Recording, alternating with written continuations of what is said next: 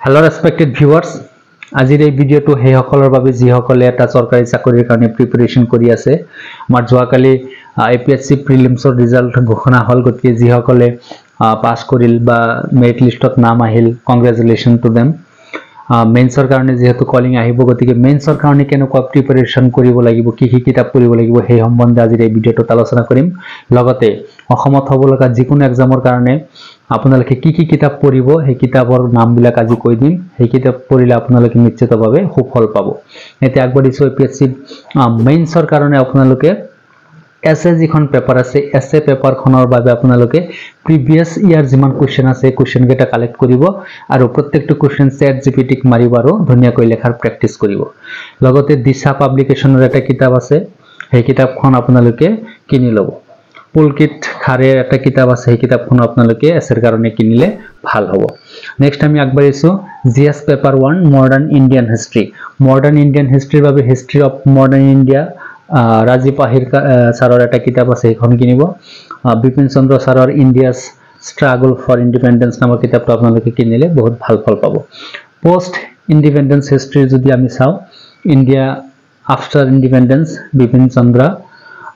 Art and কালচাৰৰ কাৰণে আপোনালোকে কিনিব পাৰে Indian art and culture Nitin Singhania, আৰু লগতে NCERTৰ আৰ্টছৰ যিখিনি 11ৰ কিতাপ আছে আপোনালোকে পঢ়িলে ভাল ফল পাব।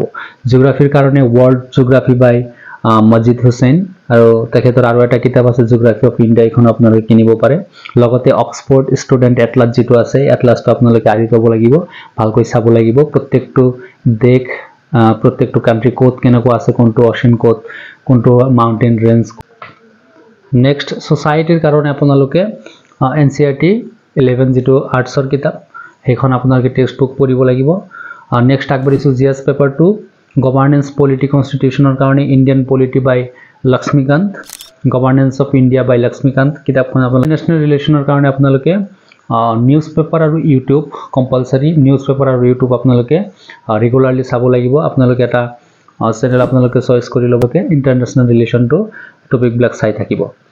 ইকনমিৰ কথা যদি কওঁ, ইণ্ডিয়ান ইকনমি বাই ৰমেশ সিং, আপোনালোকে এই কিতাপখন কিনি ল'ব। ইনভাইৰনমেণ্ট আৰু বায়'ডাইভাৰ্চিটিৰ কথা যদি কওঁ, তেতিয়াহ'লে আপোনালোকৰ এটাই সমল, সেইটো হ'ল ইউটিউব।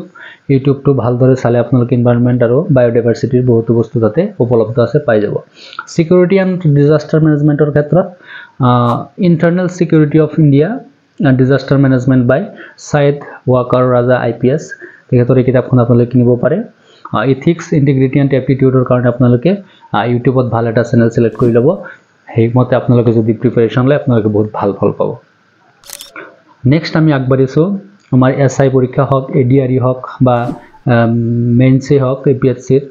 গতিকে যিটো জিএছ পেপাৰ বা আছাম ৰিলেটেড যিটো জিএছ পেপাৰ থাকে, অনলি অসমৰ যিটো পেপাৰ আছে সেই পেপাৰত আপোনালোকে 100% সুফল পাব যদি আপোনালোকে আছাম ইয়াৰ বুক যিটো লেটেষ্ট সেইটো আপোনালোকে কিনি ল'ব। And introduction to Assam GK বাই শৈলেন বৈশ্যা ছাৰৰ এই কিতাপখন আপোনালোকে কিনি পঢ়িব।